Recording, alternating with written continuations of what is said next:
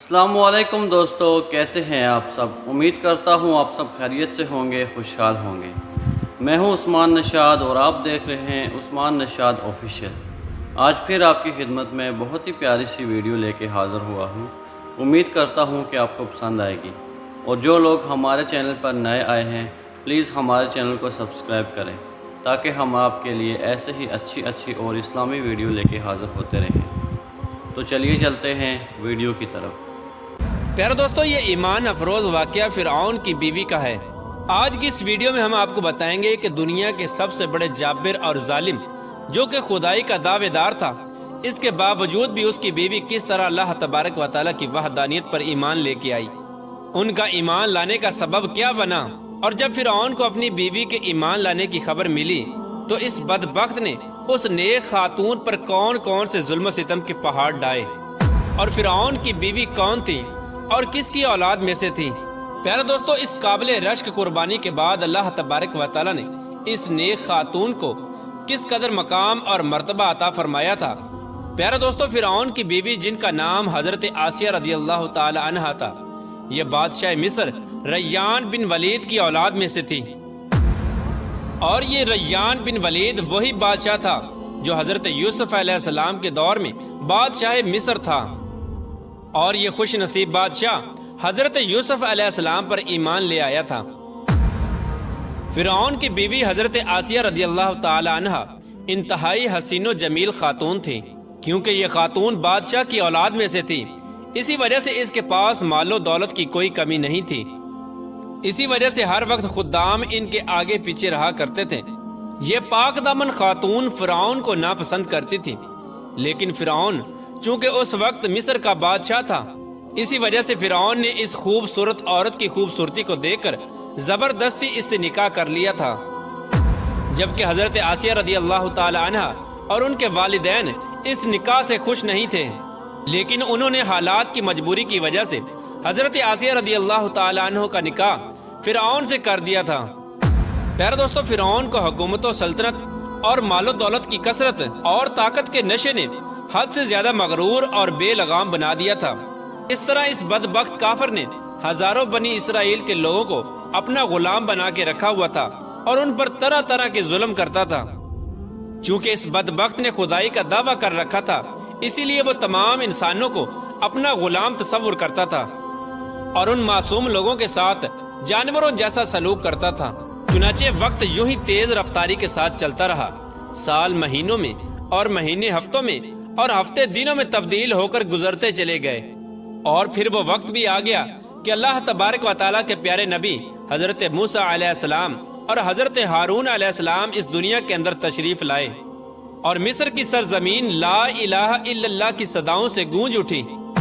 اللہ تبارک و تعالیٰ نے حضرت موسیٰ علیہ السلام اور حضرت ہارون علیہ السلام کو فرعون کی طرف اور ان کی قوم کی طرف دعوت حق دینے کے لیے اور ہدایت کی طرف بلانے کے لیے مبعوث فرمایا تھا۔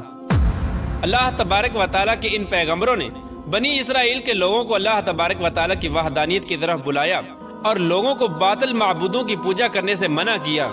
حضرت موسیٰ علیہ السلام نے فرعون کو طرح طرح کے معجزات دکھائے، لیکن اس کے باوجود بھی یہ لوگ کفر اور سرکشی پر اڑے رہے اور اللہ تبارک و تعالیٰ کی وحدانیت کا مسلسل انکار کرتے رہے۔ اس کے باوجود بھی حضرت موسیٰ علیہ السلام فرعون کو اور بنی اسرائیل کے بدبخت لوگوں کو دعوت حق دیتے رہے۔ جب فرعون حضرت موسیٰ علیہ السلام کی اس تبلیغ سے تنگ آ گیا تو فرعون نے یہ خیال کیا کہ کیوں نہ موسیٰ علیہ السلام کو لوگوں کے سامنے جھوٹا ثابت کیا جائے۔ چنانچہ فرعون نے حضرت موسیٰ علیہ السلام کو جھوٹا ثابت کرنے کے لیے ایک خاص دن مقرر کیا،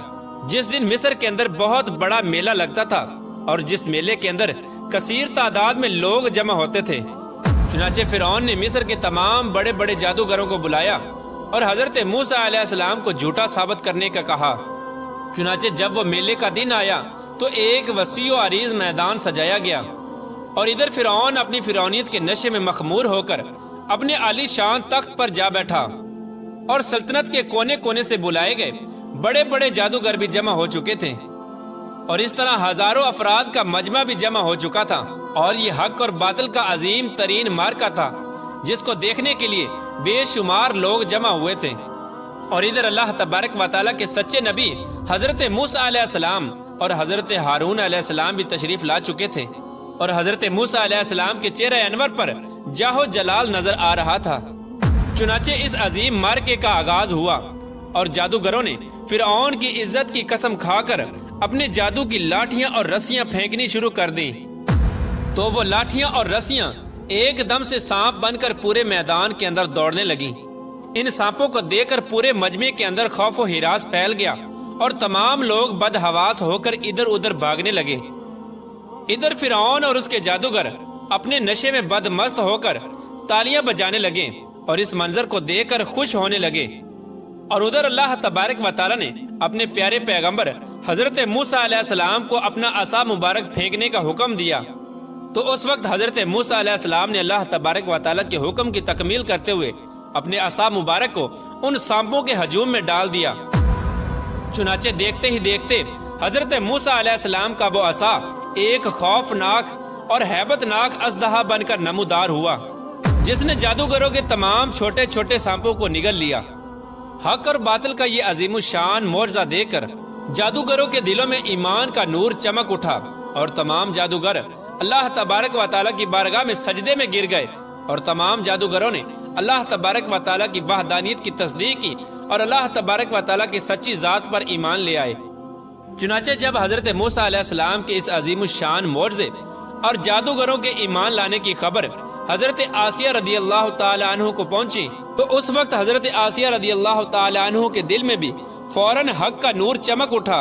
اور اس طرح حضرت آسیہ رضی اللہ تعالی عنہ اللہ تبارک و تعالیٰ کی وحدانیت پر ایمان لے آئی۔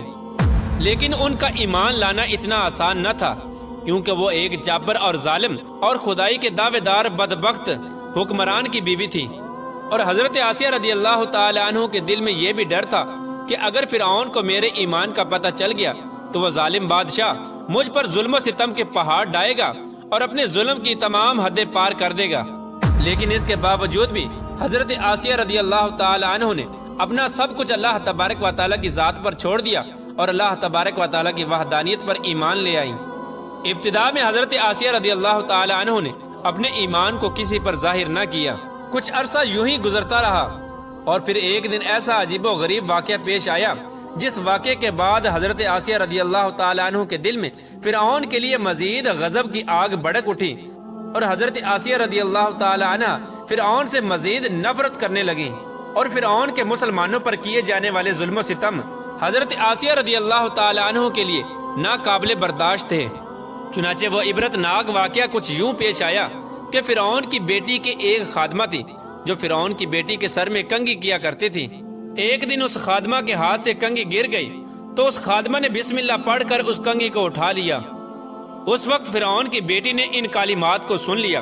اور فرعون سے جا کر اس خادمہ کی شکایت کر دی کہ وہ خادمہ آپ کے علاوہ کسی اور کو خدا مانتی ہے اور آپ کے علاوہ کسی اور کی عبادت کرتی ہے۔ یہ بات سن کر فرعون لال پیلا ہو گیا، اور اس نے غضبناک ہو کر اس خادمہ کو اپنے دربار میں بلایا اور اس خادمہ کے ایمان لانے کی حقیقت دریافت کی کہ آخر کار وہ کس کو خدا مانتی ہے۔ اور فرعون اس سے کہنے لگا، کیا تو میرے علاوہ کسی اور کو خدا مانتی ہے؟ تو اس وقت اس خادمہ نے فوراً جواب دیا کہ ہاں، میرا اور تیرا رب اللہ عز و جل ہے، وہی وحدہ لا شریک ہے اور اس کے علاوہ اس کا کوئی شریک نہیں۔ چنانچہ خادمہ کی یہ بات سن کر فرعون اس پر مزید غضبناک ہو گیا۔ چنانچہ فرعون نے اس خادمہ کو اور ان کے معصوم بچوں کو کھولتے ہوئے تیل میں ڈال دیا اور ان کو شہید کر دیا۔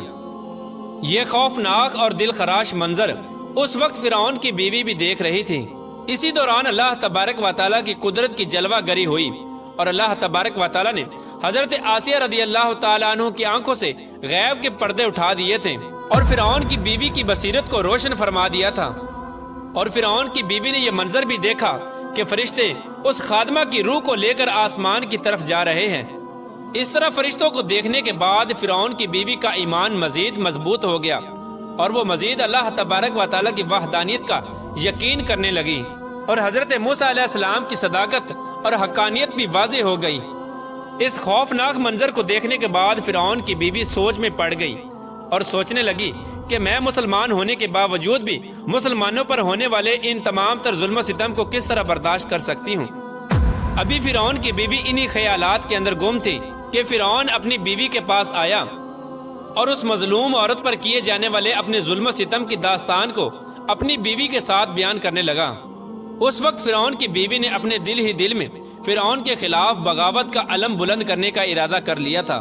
جب فرعون نے اپنی بیوی کو اس مظلوم عورت کو شہید کرنے کی خبر دی تو فرعون کی بیوی نے فرعون سے کہا کہ اللہ تیری خرابی ہو، کس شے نے تجھے اللہ تبارک و تعالیٰ کے مقابلے میں اتنا بے باک کر دیا ہے؟ یہ بات سن کر فرعون ایک بار پھر بھڑک اٹھا اور اپنی بیوی سے کہنے لگا کہ تجھے بھی اسی جنون نے آ لیا ہے جس جنون کے اندر وہ خادمہ مبتلا تھی۔ چنانچہ اس کے جواب میں فرعون کی بیوی نے فرعون سے کہا کہ مجھے کوئی جنون نہیں آیا، میں تو اس خدا وحدہ لا شریک پر ایمان لا چکی ہوں جو میرا اور تیرا اور تمام جہانوں کا سچا رب ہے۔ اس طرح اس بہادر خاتون نے کھلا مکھلا فرعون کے سامنے اپنے ایمان کا اظہار کیا۔ فرعون اپنی بیوی کی یہ بات سن کر حیران و پریشان رہ گیا اور فرعون شروع میں بغیر کسی ظلم و ستم کے اپنی بیوی کو سمجھانے کی کوشش کرنے لگا، اور فرعون نے اپنی بیوی کو ایمان سے دور کرنے کے لیے ان کے والدین کو بھی بلایا اور ان کو دھمکی دینے لگا کہ اگر تمہاری بیٹی نے حضرت موسیٰ علیہ السلام کے خدا کا انکار نہ کیا تو ضرور یہ موت کا مزہ چکھے گی۔ چنانچہ حضرت آسیہ رضی اللہ تعالیٰ عنہ کے والدین نے تنہائی کے اندر حضرت آسیہ رضی اللہ تعالیٰ عنہ کو سمجھانے کی کوشش کی، لیکن حضرت آسیہ رضی اللہ تعالیٰ عنہ کا ایمان چونکہ مضبوط ہو چکا تھا، اسی وجہ سے انہوں نے ان کی بات ماننے سے انکار کر دیا، اور حضرت آسیہ رضی اللہ تعالیٰ عنہ اپنے والدین سے کہنے لگی کہ میں اللہ تبارک و تعالیٰ کی وحدانیت کا انکار نہیں کر سکتی، بے شک وہ سچا رب ہے۔ چنانچہ جب فرعون کا یہ حربہ بھی ناکام ہو گیا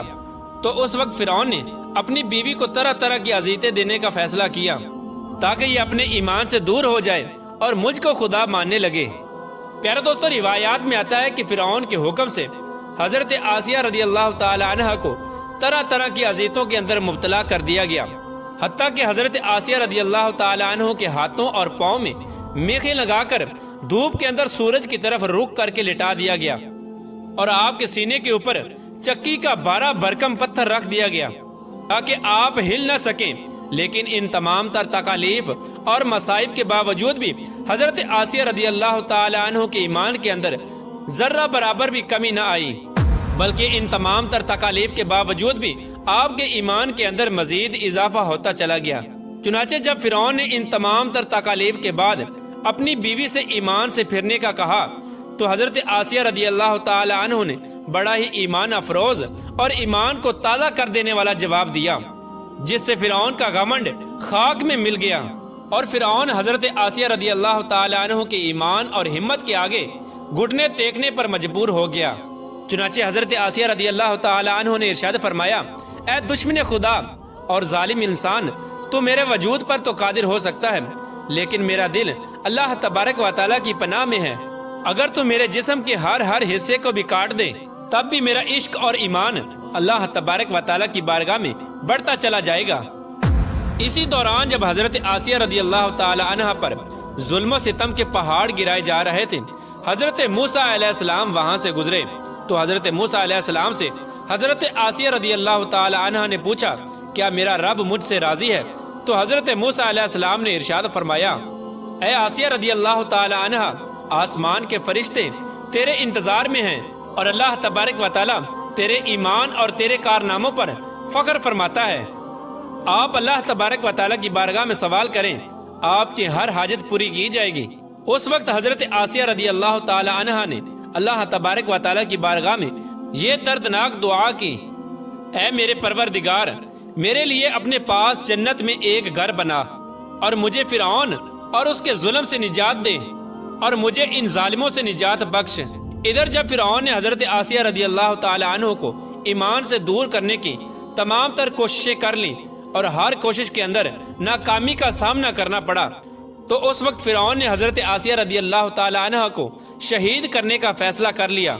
اور آخری حربے کے طور پر فرعون نے اپنے کارندوں سے کہا کہ ایک بہت بڑی چٹان لے کر آؤ، اگر یہ چٹان دے کر اپنے ایمان پر قائم رہتی ہے تو یہ چٹان اس پر گرا دینا، اور اگر یہ ایمان سے پھر جاتی ہے تو پھر یہ میری بیوی ہے۔ پیارے دوستو، اس خوفناک منظر کے وقت جہاں ایک طرف زندگی ہے اور دوسری طرف موت کھڑی ہے، تو اس وقت حضرت آسیہ رضی اللہ تعالی عنہا نے آسمان کی طرف نگاہ اٹھا کر دیکھی تو جنت کے اندر اپنا سفید موتیوں والا محل نظر آیا، جس سے آپ کا ایمان مزید بڑھ گیا اور اسی حالت میں آپ کی روح پرواز کر جاتی ہے، اور اس کے بعد آپ رضی اللہ تعالی عنہ کے جسم مبارک پر وہ چٹان گرا دی جاتی ہے، اور وہ چٹان ایسے بدن پر گرتی ہے جس میں روح نہیں ہوتی۔ اس دردناک واقعے کے دوران جب فرعون اپنی بیوی پر طرح طرح کے ظلم کر رہا تھا، اس وقت اللہ تبارک و تعالی نے اپنے فرشتوں کو حضرت آسیہ رضی اللہ تعالی عنہ پر مقرر کر دیا تھا، اور وہ فرشتے حضرت آسیہ رضی اللہ تعالی عنہ پر سایہ کیے ہوئے تھے اور ان کو جنت کے اندر اپنا مقام دکھا دیا تھا، جس کی وجہ سے حضرت آسیہ رضی اللہ تعالی عنہ کا ایمان مزید مضبوط ہو گیا اور فرعون کی تمام مصیبتوں کو آپ بھول گئی۔ اس طرح حضرت آسیہ رضی اللہ تعالی عنہ نے دنیا کی تمام تر تکالیف اور مصیبتوں کو برداشت کیا، لیکن اللہ تبارک و تعالیٰ کی وحدانیت کو نہیں چھوڑا۔ جی دوستو، تو آپ نے دیکھی آج یہ بہت ہی خوبصورت سی ویڈیو۔ امید کرتے ہیں کہ آپ کے علم میں اضافہ ہوا ہوگا اور آپ کو پسند آئی ہوگی، اور سبسکرائب کرنا نہ بھولیں۔ ملتے ہیں نیکسٹ ویڈیو میں، تب تک مجھے اجازت دیجیے۔ اللہ حافظ۔